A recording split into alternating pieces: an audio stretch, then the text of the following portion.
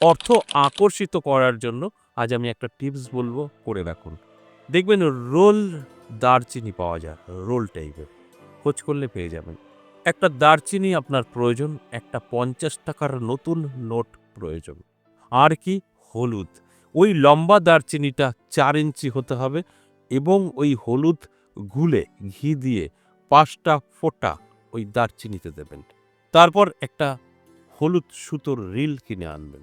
এবার ওই রোল দারচিনিটা হলুদ ফোঁটা দেওয়া আছে, সেটা ওই ৳৫০ নোটে রোল তৈরি করবেন। ঠিক এরকম রোল তৈরি হবে।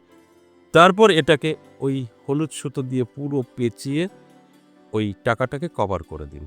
এবার এটা অবশ্যই আপনার লক্ষ্মী পুজো যেখানে করেন আসনে ২৪ ঘন্টা রাখুন, তুলে লকারে বা আপনার ক্যাশ বাক্সে রাখুন। ধীরে, ধীরে, ধীরে, ধীরে আপনি আপনার এলাকায় সর্বশ্রেষ্ঠ ধনী ব্যক্তি হয়ে উঠবেন।